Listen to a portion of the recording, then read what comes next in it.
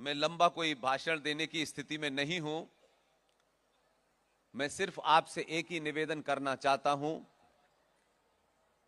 कि सनातन सभ्यता के मानने वाले, आपके साथ पहली शर्त यह है कि आप सच जानें और सच जानने के बाद जोर से बोलें, और सच बोलने से किसी को कोई तकलीफ हो तो उसकी चिंता न करें, किसी को अच्छा न लगे उसकी चिंता न करें।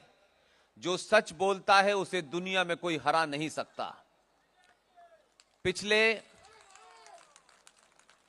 60-70 सालों में सत्ताओं ने, हमारे सिस्टम ने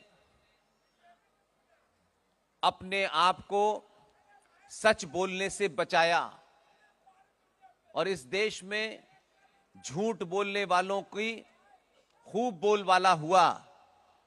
इसलिए चाहे शिक्षा का क्षेत्र हो, चाहे कल्चर का क्षेत्र हो, मैं जहां से आया हूं, आप सब जानते हैं, मेरी पृष्ठभूमि है कि उत्तर प्रदेश में एक जिला है अलीगढ़, और उस अलीगढ़ के अंदर अलीगढ़ मुस्लिम विश्वविद्यालय है। मैं वहीं पैदा हुआ हूं।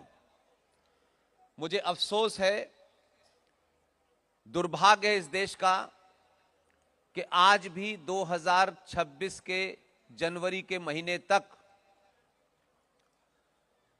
ऐसे ऐसे झूठ किताबों में पढ़ाए गए।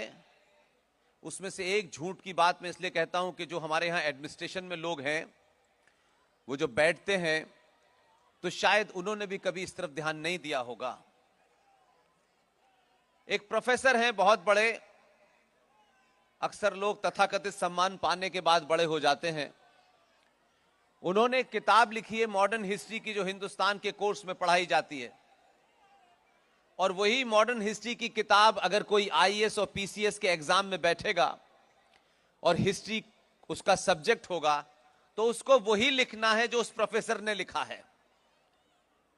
ऐसी बातों की चर्चा सार्वजनिक मंचों से इसलिए होनी चाहिए ताकि पता चले कि हम किसको पढ़ रहे हैं, कैसे पढ़ रहे हैं, कौन लोग हैं जिन्होंने इन किताबों को सब्सक्राइब कर रखा है, और पिछले 70 सालों से आज तक वो किताबें हटाई नहीं गई। मॉडर्न हिस्ट्री की किताब लिखी है जो कोर्स में चलती है, उसके ऑथर का नाम है प्रोफेसर इरफान हबीब, जो अलीगढ़ मुस्लिम यूनिवर्सिटी में मॉडर्न हिस्ट्री पढ़ाते थे। और उस किताब को आईएएस के एग्जाम में बैठने वाले को अगर वो हिस्ट्री का पेपर लेगा तो उसे वही पढ़ना पड़ेगा। और उसमें शिवाजी के बारे में लिखा है, और आज तक ये है, और कोई सभा ऐसी नहीं है जो मैंने नहीं बोली हो। महाराष्ट्र में जाके बोली, वहां भी मैंने मंत्रियों के सामने बोला। लेकिन मुझे अफसोस है कि ये काम वही कर सकते हैं, मैं तो सिर्फ बता सकता हूं। मॉडर्न हिस्ट्री की किताब में प्रोफेसर इरफान हबीब ने इस देश के उस योद्धा के बारे में, जो किसी रीजन का नहीं था, किसी एक विशेष बोली बोलने वालों का नहीं था, किसी एक राज्य का नहीं था, उस छत्रपति शिवाजी के बारे में जो लिखा गया है, वही पिछले कम से कम 20 साल से अगर जो हिस्ट्री लेगा उसको लिखना पड़ता है। मैं बड़े दुख के साथ कह रहा हूं कि उस हिस्ट्री की किताब में लिखा है कि शिवाजी एक पहाड़ी चूहा था। और यही शब्द लिखेंगे तब आप हिस्ट्री के उस पेपर में पास होंगे, नहीं तो आप फेल कर दिए जाएंगे। 2025 के भारत में जब संचार क्रांति हो चुकी है, आप अपने मोबाइल पर दुनिया के बारे में जान सकते हैं, क्या सच है क्या झूठ है, सब आपको पता है। लेकिन मुझे दुख इस बात का है कि आज के रोज भारत में धड़ल्ले से झूठ बोला जा रहा है, और झूठ बिक रहा है। इसलिए कुछ लोग उस झूठ से इतर कोई बात कहते हैं तो लोग उसको तरह तरह के टैग लगा देते हैं। ये आईएसआई के एजेंट हैं, ये विदेशी एजेंट हैं, ये सब खूब चल रहा है। लेकिन मैं आज की युवा पीढ़ी से एक ही बात कहता हूं, आप क्या खाते हैं, क्या पीते हैं, क्या पहनते हैं, ये आपकी मर्जी है। लेकिन आपको एक ऐसा समय मिला है जब आप किसी इंफॉर्मेशन के प्रति आपको कोई गलत गुमराह नहीं कर सकता। लिहाजा आपकी जिम्मेदारी है कि आप इन संचार माध्यमों का इस्तेमाल करें, लेकिन इसके साथ साथ हम कौन थे इसका भी ध्यान रखें। इसलिए भगवान राम की कथा सुने, कथा पूरी सुने, भगवान कृष्ण की कहानी सुने, पूरी कहानी सुने। और यह भी ध्यान देने की बात है, एक तरफ हम भगवान कृष्ण को मानते हैं, उनके बारे में कई सारी कहानियां हैं, लेकिन शब्दों का किस तरीके से इस्तेमाल करें इसका भी हमें संयम बरतना चाहिए। अगर हम भावुक होकर के कुछ ऐसे शब्दों का इस्तेमाल करेंगे तो आने वाली पीढ़ी ये सवाल जब आपसे पूछेगी तो आपके पास जवाब नहीं होगा। भगवान कृष्ण जब महाभारत के मैदान में थे और अर्जुन जो उनके विपरीत, जो उनके अगेंस्ट में लोग खड़े थे, और अर्जुन के परिवार के लोग भी दूसरी तरफ खड़े थे, और अर्जुन युद्ध लड़ने के लिए तैयार नहीं था, तब श्री कृष्ण ने कहा कि हे अर्जुन, यह सच और झूठ का युद्ध है, यह धर्म और अधर्म का युद्ध है।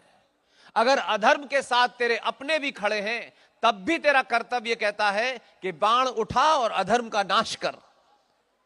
उस फिलॉसफी को देने वाला जिसने दुनिया की इतनी बड़ी फिलॉसफी दी हो, हमारे कुछ लोगों ने उस कृष्ण को माखन चोर और गोपियों के कपड़े लेकर के पेड़ पे बैठने वाला तक बना दिया है। इसलिए हमें यह ध्यान रखना चाहिए कि हम किसके बारे में कैसी बात और किस तरीके की बात कर रहे हैं। इसलिए एक सबसे बड़ा झूठ है जो युवा पीढ़ी को आज पता होना चाहिए। अगर ये मैं कह के नहीं जाऊंगा तो मुझे दिल्ली पहुंचते तक ये अफसोस होगा कि इतना बड़ा मंच, एक युवा मंत्री मेरे साथ बैठे हो और ये बात ना मैं कहूं। हम सब ने पिछले 70 सालों में एक ही चीज पढ़ी है कि 15 अगस्त 1947 को भारत आजाद हुआ है। दुनिया का कोई डॉक्यूमेंट ना भारत की आर्काइव में अवेलेबल है, न ब्रिटिश आर्काइव में अवेलेबल है जहां यह सबसे बड़ा झूठ लिखा हो कि 15 अगस्त 1947 को भारत आजाद हुआ है। लेकिन हम लगातार 15 अगस्त को कबूतर उड़ाते हैं, फिर गुब्बारे उड़ा देते हैं, फिर कुछ बच्चों को मिठाई बांट देते हैं और आजादी की कहानी आगे बढ़ जाती है। कोई रुक के ये पूछने वाला नहीं है कि 15 अगस्त 1947 को यह देश आजाद हुआ है तो इसका कोई डॉक्यूमेंट कहां है, यहां भारत के अंदर हो या ब्रिटेन के अंदर हो। लेकिन दुर्भाग्य यह है कि जो डॉक्यूमेंट अवेलेबल है उसके बारे में चर्चा नहीं हो रही है। हम सब शायद सुनकर के आगे बढ़ जाना चाहते हैं। मैं जहां से आया हूं मेरी प्रवृत्ति नहीं है, मैं झूठ को झूठ कहने के लिए मुझे कोई चिंता नहीं है कि कौन कितना बड़ा आदमी था, कौन कितना महान आदमी था, मुझे इसमें कोई इंटरेस्ट नहीं है। 15 अगस्त 1947 के बारे में ब्रिटेन की आर्काइव के अंदर जो डॉक्यूमेंट रखे हुए हैं, उस समय के प्रधानमंत्री क्लेमेंट एटली ने 15 अगस्त 1947 को अपनी कैबिनेट की मीटिंग में लिखा है कि 15 अगस्त 1947 को सत्ता का हस्तांतरण हुआ है। It's a transfer of power, it's not an independence. लेकिन कोई मानने को तैयार नहीं है। एक लीग झूठी चल रही है, चल रही है, चल रही है, बस लोग उसके पीछे भाग रहे हैं। इसलिए मैं कहता हूं कि सच बोलें, पूरी ताकत से बोलें। और भारत ने 70 सालों में पहली बार सच सुनना और सच बोलना शुरू किया है, तो दुनिया की ताकतवर सरकारें भी आपको सुन रही हैं।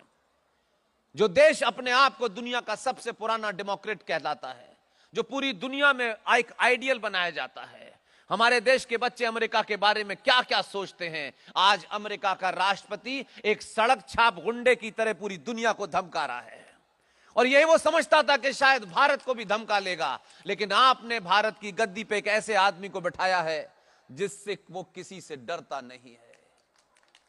इसलिए उसने दुनिया के ताकतवर देशों के दबाव में ना आने के बावजूद भी, जो देश का राष्ट्रपति एक गुंडे की तरह दूसरे देश के राष्ट्रपति को किडनैप करा ले अपनी ताकत पर, उस देश के बारे में आप सोचते हैं वो बहुत महान देश है। चोरी चकारी करके डकैतों ने कब्जा कर लिया है, और वही उसी आंख से वो भारत को देखना चाहते हैं। भारत ने उसका जवाब कि अगर तुम मेरा सामान नहीं खरीदोगे तो मैं तुम्हारे ऊपर 50% टैक्स लगा दूंगा, मैं 200% टैक्स लगा दूंगा। भारत के लोग, भारत के सनातनी, उनको पता नहीं है कि ये सत्तू खाते हैं और 7 दिन तक मस्त रहते हैं, इनको तुम्हारी जरूरत नहीं है। भारत के लोग कोको कोला और पिज्जा पी करके और खा करके जिंदा नहीं हैं। हमारे यहां सत्तू खाइए और 7 दिन तक मस्त रहिए। इसलिए आज की पीढ़ी को समझना चाहिए कि भारत क्या है। सनातन क्या है, दुनिया क्या है। आप कल भी थे, आज भी हैं, और जब तक ये ब्रह्मांड रहेगा तब आप रहेंगे। इसलिए उनकी चिंता मत कीजिए कि कोई 400 साल पहले आया, कोई 200 साल पहले आया, कोई 1400 साल पहले आया। प्रकृति का नियम है कि जो पैदा होता है उसका मरना निश्चित होता है। सनातन पैदा ही नहीं हुआ तो दुनिया में कोई ताकत उसको मार नहीं सकती। इसलिए आप सब लोगों ने